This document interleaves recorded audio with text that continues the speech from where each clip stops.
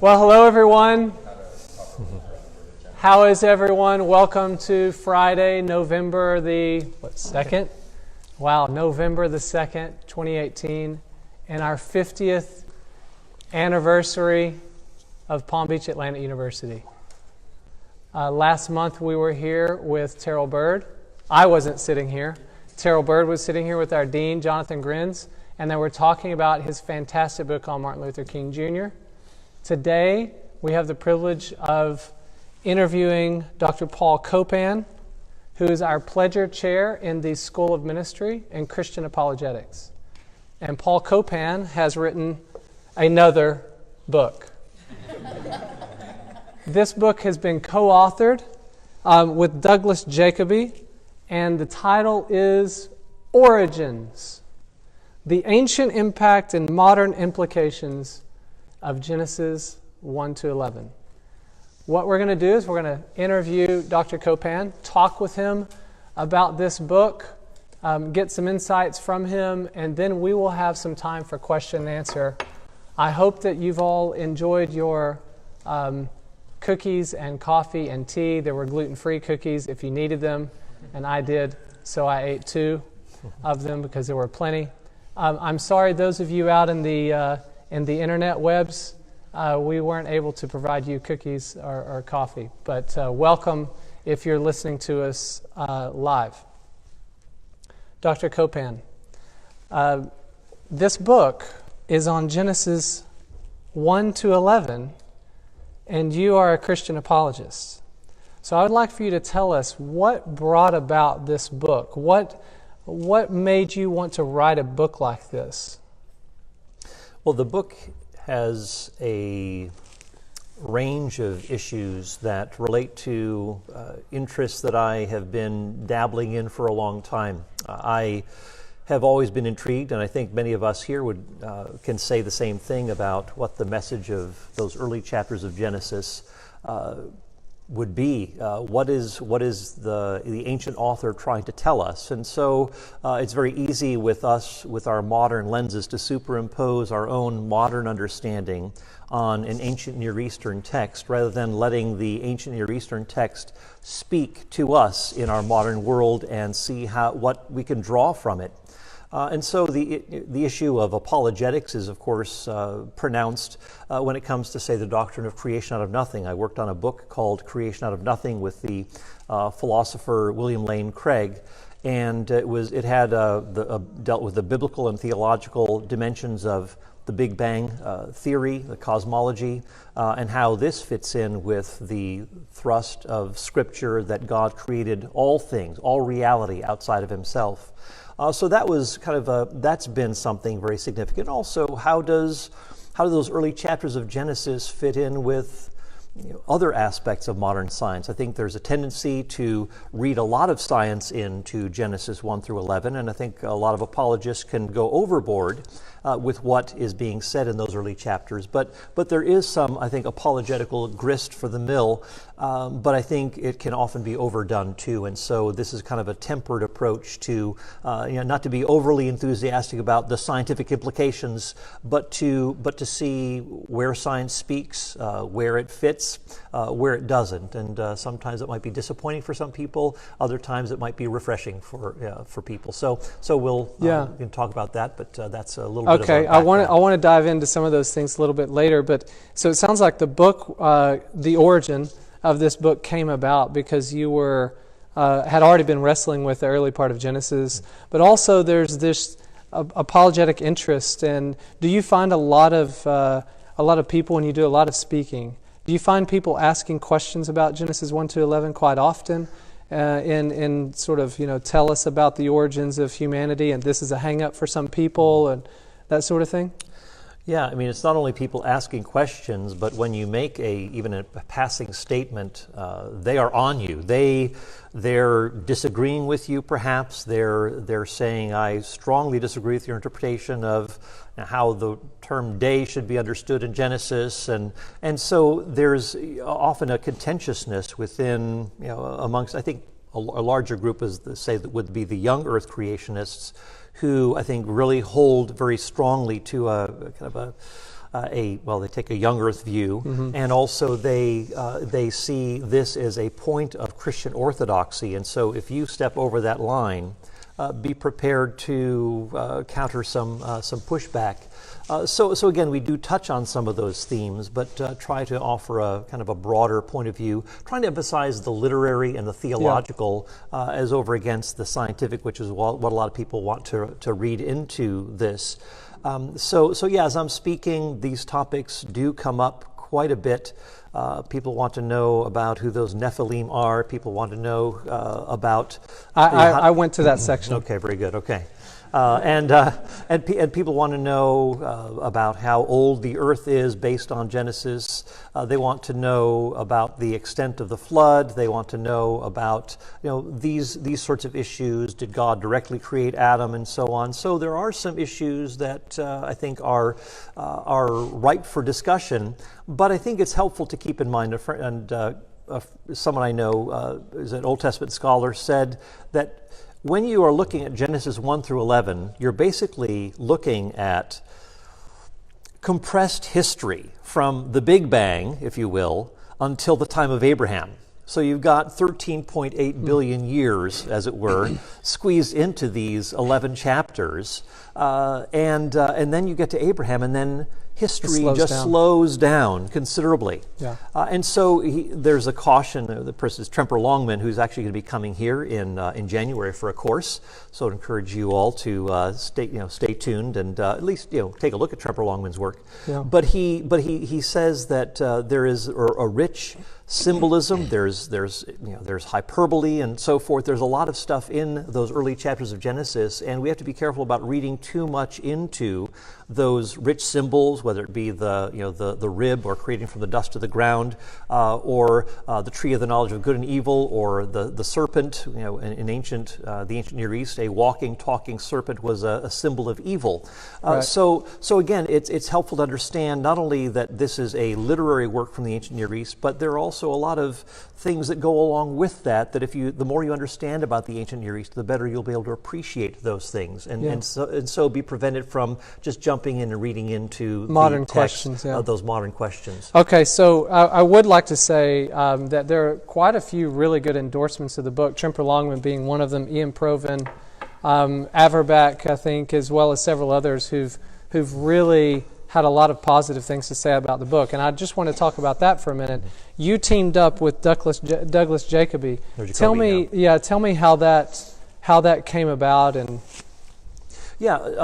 Doug Jacoby and I, he's an apologist, Canadian, but now lives in Atlanta and is international speaker, has a writing ministry and so forth. And so he, knowing of my work in Genesis, I've done a lot of writing and speaking on these sorts of topics. And so he said, hey, I've got a book idea. What do you think about teaming up on this? And so we basically, I said, well, here's my stuff, and I just dumped on him a lot of my stuff. And I said, what can we do to bring some of our work together? And so we were able to synthesize both of our research and work and put it into this book. There are points at which we disagree. I mean, they're minor disagreements, but they do come out here and there. But we just wanted to bring both of our work together and create something that would be helpful, not only in terms of understanding the ancient Near East, but also bringing it into a modern day application. How does this text actually speak to us today? What are the lessons that we can learn from those early chapters of Genesis that are relevant for us as Christians? So you guys teamed up to do this book, and I noticed that several times in the book you distinguish yourselves. You'll say, I, Paul, or I, Doug, or something like that, and a lot of personal anecdotes as well. I think one where you were trying to take up for your brother who happens to be in the room, Vic Copan, Dr. Copan, and a particular scene. So I thought that was really fun because I knew you both. Yeah. Tell me a little bit about how it is to co-write a book. What were some of the things that you were thinking about? And you're in two different areas, so to speak. So what were some of the things that you did as a team? Yeah, well, it was a lot of times just synthesizing material, and Doug had basically put the structure together, and so I was working with a structure that he had already been kind of put together, and so we kind of worked our different themes into that sort of a structure, and so we would comment, we'd go back and forth. Well, I would disagree with this, or I would temper this, or I would adjust this language, and so we just did a lot of back and forths, and so it was really a fun project. It's nice to work with someone who is well organized, someone who is articulate, and so it was just really a very easy arrangement to work with someone who just was really on top of things. So. Yeah, I'm sure you needed the organization yourself, didn't you? Well, it's nice when you have two organized people exactly. writing a book. Exactly. So start to finish, 1 week, 2 weeks? How long did it take to write the book? Oh, how long did it take to write the book? A weekend? Hilarious. Yeah. No, books take longer than that, and a lot of times, it takes about sometimes like up to a year or so to put something like this together. I mean, I work on multiple projects at one time, right. but to get it from start to finish. Fantastic. Yeah. But as Randy Richards likes to say, when somebody asks him, too bad he's not here to hear it, but when somebody asks him, how long did it take you to prepare that sermon? And Randy will say, about 30 years. Yeah. Because you're building on previous work. It's It's not as though this is just, I'm just going to devote this year to writing this book. You've already been thinking about these things, stewing on them, and interacting with people about it. So. Well, your thesis of the book, or maybe the method behind the book, is you're reading this in a literary way. Mm-hmm. And you talked about the ancient Near East. Give us an example. Some people in the room, or maybe online, they haven't actually read the book yet. Mm-hmm.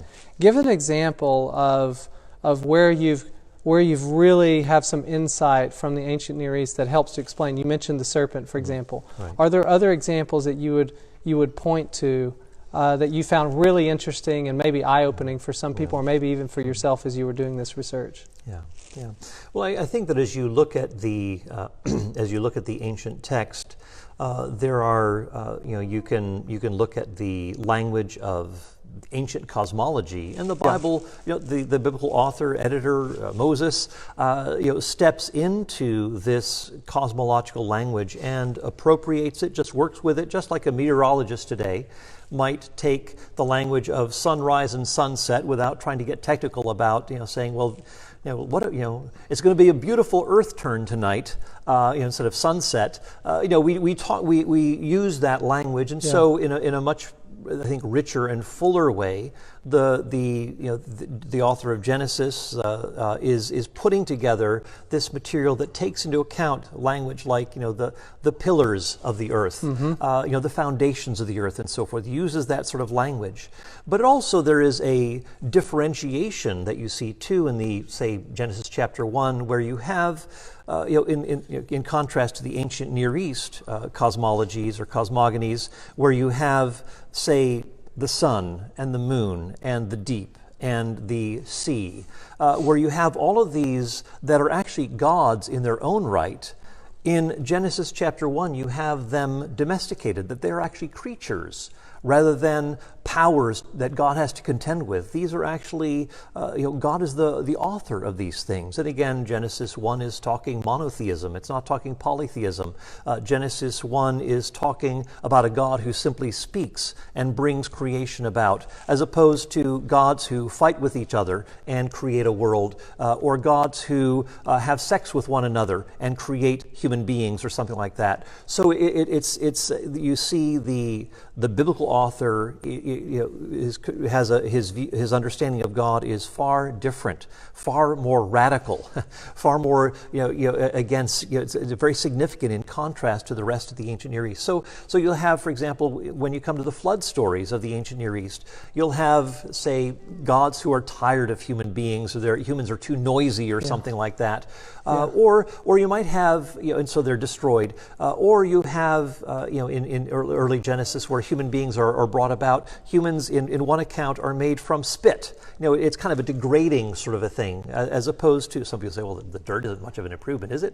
But again, there's symbolism even there, that we have been shaped by God from the dust of the ground.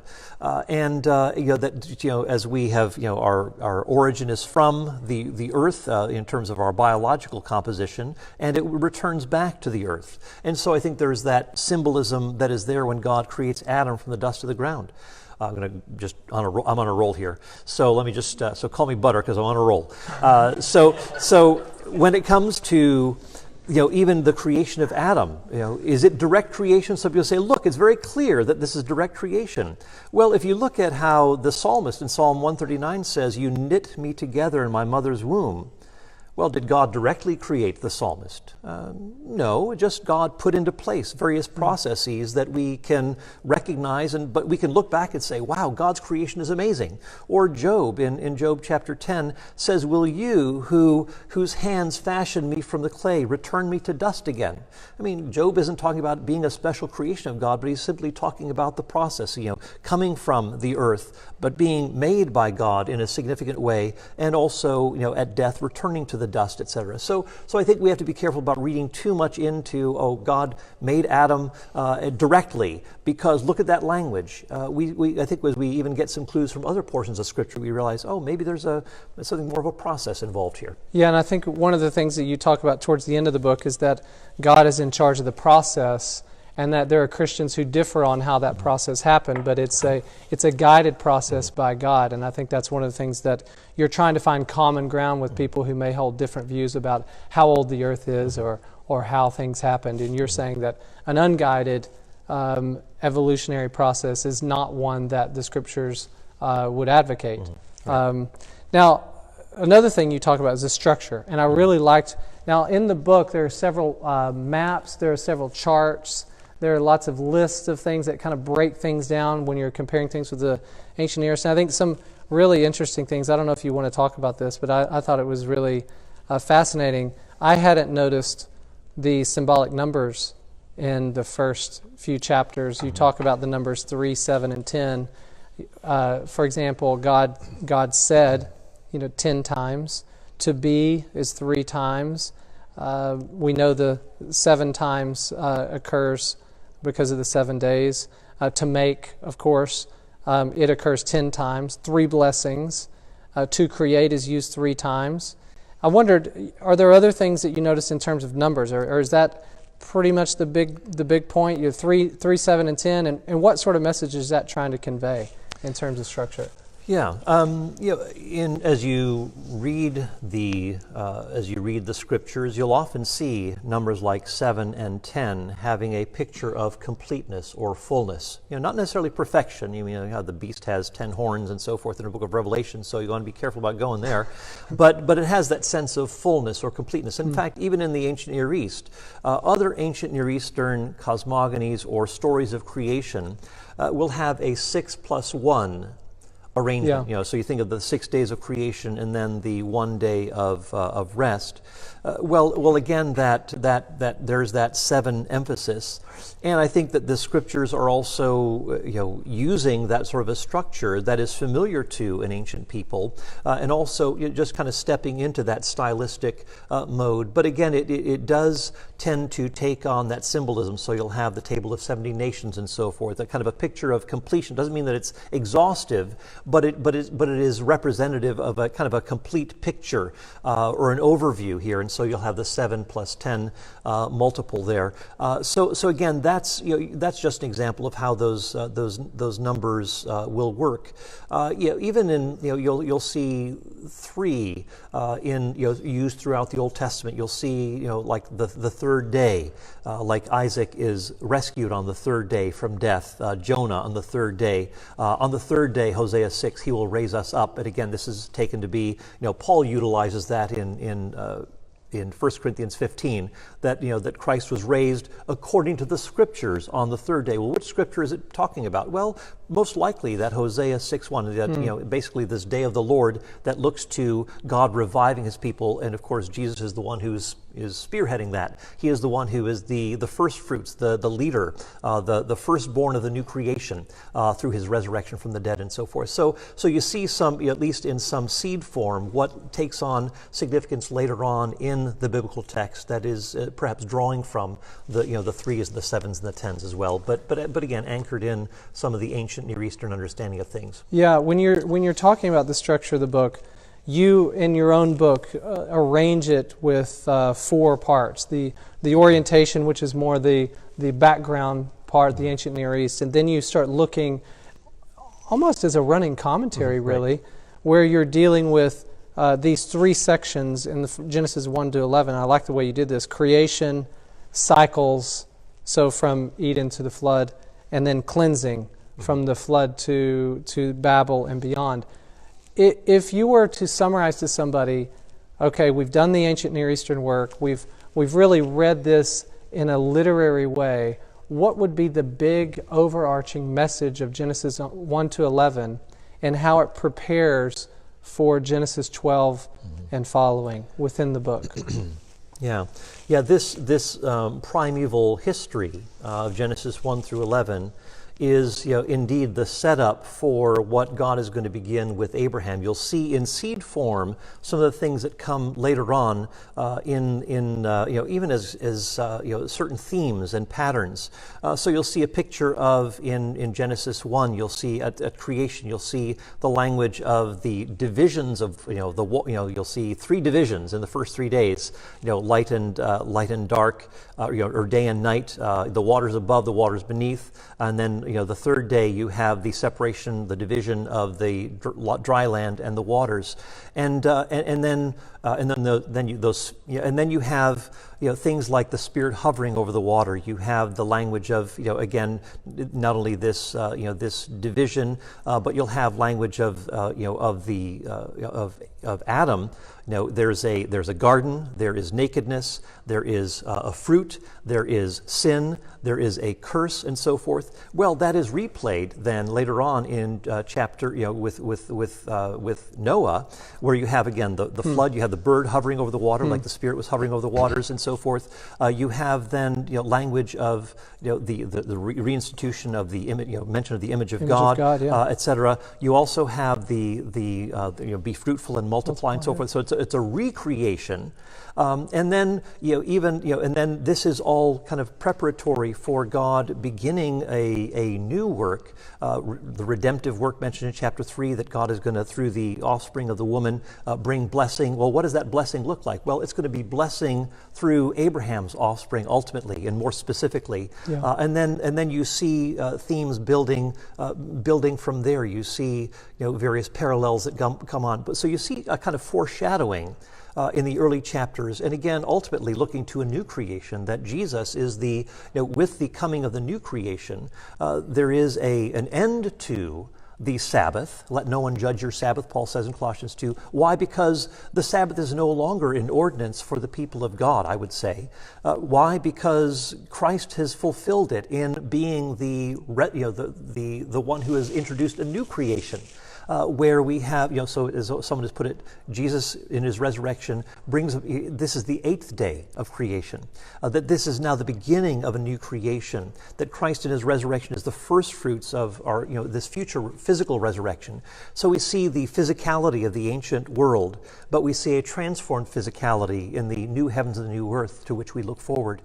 So again, there are all sorts of themes that are bound up in there. Are the implications of the Trinity in the early chapters of Genesis? I mean, some people will say yes, but I think we at least see things like Word, God's Word, and the Spirit of God, and so forth, that are at least hints of what is going to be coming, further revealed in the New Testament. So you see Word and wisdom and Spirit throughout sprinkled throughout the Old Testament, and then these come to a greater, clearer significance in the New Testament as we reflect on Trinitarian theology and so forth. Yeah, so you're getting from Genesis 1 to 11 and propelling the story forward. And I like that part of the book, that it's not just let's deal with Genesis 1 to 11, but you're preparing for how is this helping the story of Genesis and also the larger narrative of the Bible.